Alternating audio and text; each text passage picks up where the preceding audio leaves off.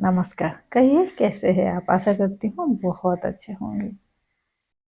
तो हम लोगों ने सबने सुने हैं कि एवरी सक्सेसफुल मैन के पीछे एक वुमेन का ही हाथ होता है। जितना सक्सेसफुल हुआ है तो उसके पीछे वाइफ का हाथ है या कोई भी नारी का हाथ है। माँ का हाथ है, वाइफ का हाथ है, पूरी परिवार उसको कोऑपरेशन किया है तभी वो सक्सेसफुल बना है। ऐसे ही एक सक्सेसफुल नारी को जब हम पूछने जाते हैं जिसने सफलता प्राप्त किया है, 90% लोगों का कहना है कि एक सक्सेसफुल वुमेन के पीछे भी पति का हाथ होता है, परिवार वालों का, पापा का हाथ होता है, परिवार वालों का हाथ होता है। कहने का मतलब ये है कि जहाँ एक शांतिपूर्ण वातावरण से परिवार चलता है या हस्बैंड वाइफ के बीच के अंदर एक हार्मोनियस रिलेशन है, एक शांतिपूर्ण रिलेशन या एक कोऑर्डिनेशन कोऑपरेशन है, वहाँ पे ही हस्बैंड सक्सेस हो जाता है, वाइफ सक्सेस हो जाता है। ये एग्जाम्पल जितने भी सक्सेसफुल मैन एंड वुमेन सबका कहना यही है या ज़्यादातर देखा भी जाता है यही है। और उनको पूछने से भी यही बताते हैं, बिना कोऑपरेशन, बिना मदद, बिना मेरे हस्बैंड के मदद से या बिना मेरे वाइफ के कोऑपरेशन से मैं नहीं पहुंच पाता जिस मुकाम पर। तो वो हस्बैंड वाइफ रिलेशन को कैसे हम एक अच्छा रिलेशन या पीछे कोऑर्डिनेशन कैसे बना रहेगा, पूरी जीवन कोऑर्डिनेशन कैसे बना रहेगा हस्बैंड वाइफ के अंदर, आज हम वही डिस्कस करेंगे। तो सबसे पहला पॉइंट है कि पहले एक नारी को ये समझना पड़ेगा कि मेरे हस्बैंड पहले एक बेटा है, फिर वो मेरा पति बने।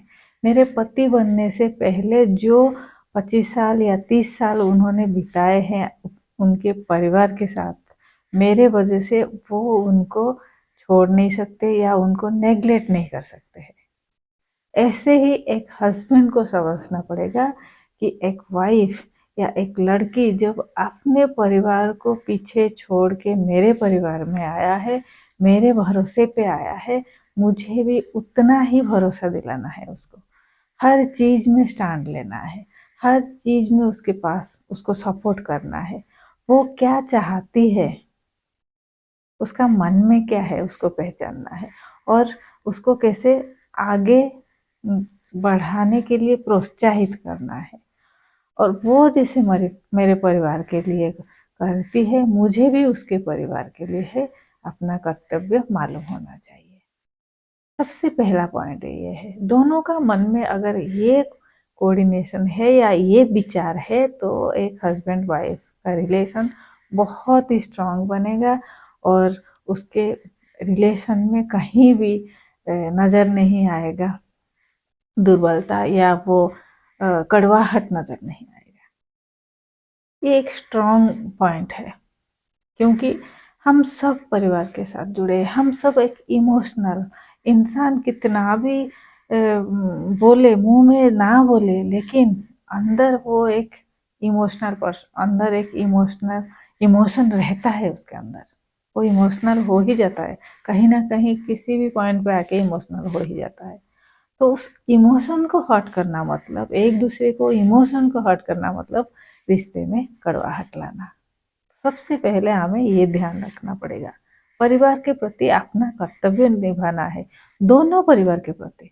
जब हस्बैंड वाइफ जुड़े हैं, जब शादी का बंधन में बंधे हैं, तब पहले से दिमाग में ये है, तभी तो हम शादी को स्वीकार किए कि हमें साथ में जीवन बिताना है, हमें एक दूसरे के साथ निभाना है, तभी तो हम शादी के लिए हाँ किया ना। तो साथ निभाना है मतलब उसका जो अहमियत या उसका जीवन में जो जरूरी चीज या जो उसका इमोशन इमोशन इमोशनल अटैचमेंट जो है जिन जिन व्यक्ति के साथ, दोनों को इस चीज को ध्यान रखना है। सेकंड पॉइंट है, एक लिमिट में रहना है।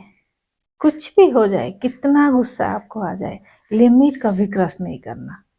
कभी इतना मुंह में कड़वाहट ना बोल देना कि किसी का दिल में जाके चुभ जाए या किसी के प्रति कड़वाहट उत्पन्न हो जाए आपके लिए, तो लिमिट क्रॉस नहीं करना कभी भी। उसको एक दूसरे को थोड़ा सा स्पेस देना। स्पेस देने का मतलब है उनका मर्जी क्या है, वो क्या चाहते हैं, उनको क्या पसंद है, उस चीज को ध्यान रखना। अपने लिए समय भी बिताना है, एक दूसरे को साथ निभाने के साथ साथ अपने लिए कुछ वक्त भी रखना है जहां हम अपने मन मुताबिक कर सके। ऐसे नहीं कि हर चीज में रोका टोका, एक दूसरे को रोक टोक, तुम ये नहीं कर सकते हो, तुम यहाँ नहीं जा सकते, तो अगर कहीं जॉब में गए हो वहां पे लेट हो गया, कोई भी है, हस्बैंड भी हो सकता है, वाइफ भी हो सकता है, वहां भी लेट हो गया, तो क्यों लेट हुआ, 1 घंटा क्यों लेट या 2 घंटा क्यों लेट हुआ, आज मुझे पिकनिक जाना था, आज मुझे पार्टी बनाना था, क्यों नहीं आए आप, या मेरे दोस्त आज घर में आने वाले थे, आप क्यों अपने काम में बिजी हो गए, मेरे दोस्त के लिए क्यों डिनर नहीं बनाए, मेरे दोस्त के लिए क्यों लंच नहीं बनाए। ये सब चीज को ध्यान रखना है, स्पेस देना है, मतलब अपना अपना पसंद नापसंद और हर चीज में ध्यान देना है, और अपने लिए वक्त, हर किसी के लिए एक वक्त देना है, वही लिमिट हम क्रॉस नहीं करेंगे। अगर किसी को पसंद नहीं है ये चीज, मतलब हम जबरदस्ती नहीं कराएंगे उसको, और किसी अपने लिए कुछ वक्त होना चाहिए। अगर हस्बैंड मम्मी के साथ कुछ टाइम बिताना चाहता है, या सिस्टर को कुछ देना चाहती है, मम्मी को कुछ देना चाहती है, पापा को कुछ देना चाहता है, तो वहां पे टांग नहीं अड़ाना है हमें। वो पहले उनका बेटा है, पहले उनका परिवार वाला है, तो हमें वहां पे टांग नहीं अड़ाना है। ऐसे ही एक वाइफ जब अपने परिवार को जानना चाहती है, या वो भी कुछ कंट्रीब्यूट करना चाहती है, या परिवार वालों के लिए के साथ समय बिताना चाहती है, या कभी मर्जी हुआ साल में या महीने में उसको जाना जरूरी पड़ा तो जाना चाहती है, उस टाइम भी हमें रोक टोक नहीं लगाना चाहिए एक हस्बैंड को या उसका परिवार वालों को। उतनी फ्रीडम उसको होना चाहिए। या कुछ खरीदना चाहती है, मन मुताबिक खाना चाहती है, उसमें भी रोक टोक नहीं होना चाहिए। मतलब हम थोड़ा स्पेस देंगे, लिमिट क्रॉस नहीं करेंगे कोई भी चीज का। The liberty freedom, liberty freedom what he like, काम में हमें 100% देना पड़ता है, चाहे वो हस्बैंड हो चाहे वो वाइफ हो। वो काम को जब तक वो तपस समझ के ना करे, एक तपस्या समझ के ना करे, उसमें सक्सेस नहीं हो पाता। तो वो तपस्या करने के लिए हमें कुछ सेक्रीफाइस देना पड़ेगा। मेरे हस्बैंड अगर कुछ फील्ड में कुछ कर रहे हैं, कुछ करना चाहते हैं, या उस उधर टाइम देना, उनको टाइम दे के आगे बढ़ना चाहते हैं, तो वो तपस्या कर रहे हैं, मुझे सैक्रिफाइस देना है। मैं अगर कुछ करना चाहती हूँ, उसके लिए टाइम देना चाहती हूँ, तो हस्बैंड को सैक्रिफाइस करना है, उस टाइम वहाँ पे कोऑपरेट करना है, मेरे को वो कोऑपरेट करना है। तो एक दूसरे को ऐसे कोऑपरेशन, और कहाँ भी जब हम तपस्या में जुट जाते हैं ना, तो वो सक्सेस का एक रास्ता होता है। सक्सेस पाने के लिए तपस्या ही करना पड़ता है, हर चीज में, हर कामयाबी के पीछे आप देखो, तपस्या जितना ज्यादा हुआ उतना कामयाब हुए। किसी लड़का ने टॉप किया है, मतलब वो उतना ही तपस्या किया है, तब जाके उसने टॉप किया है। किसी बच्चा ने टॉप किया है मतलब, और किसी ने जॉब में रहते हुए कुछ अलग सा हटके करके दिखाया, मतलब उतना तपस्या उसने किया है। तो उसमें भी कोऑपरेशन बहुत जरूरी है। एंड और हम जब किसी को फ्रीडम देते हैं ना, हम जब ये सब बात समझते हैं ना, उसको थोड़ा आज़ादी देते हैं कि अपने काम आप खुली मन से करो, खुली दिमाग से करो, मेरे तरफ से कोई बंधन नहीं है आपको, आप काम में आगे बढ़ो, मैं आपका सपोर्ट हूँ, मैं आपको हमेशा सपोर्ट करती हूँ।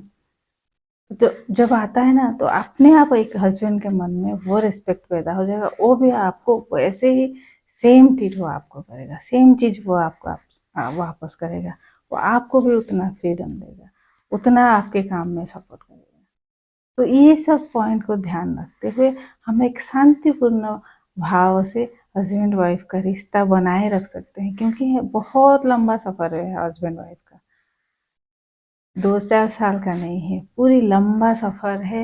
मतलब जितना ज़िंदगी हम परिवार के साथ काटे हैं, उसका डबल ज़िंदगी हमें एक दूसरे के साथ काटना है। बचपन में जितने दिन हम बिताए हैं, उससे कहीं ज़्यादा दिन हमें एक दूसरे के साथ बिताना है, और एक दूसरे से करीब होके बिताना है।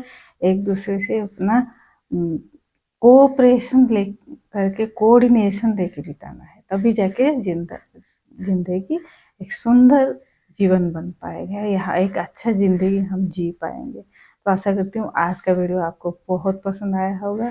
तो ज़रूर चैनल को लाइक करें, शेयर करें, सब्सक्राइब करना बिल्कुल ना भूलें। पास में जो बेल आइकन है उसको प्रेस कर दीजिए, ताकि न्यू न्यू वीडियो का नोटिफिकेशन आपके पास पहुंच जाए। और कमेंट ज़रूर करना, क्योंकि आपकी कमेंट मुझे प्रोत्साहित करता है ऐसे न्यू न्यू वीडियो बनाने के लिए।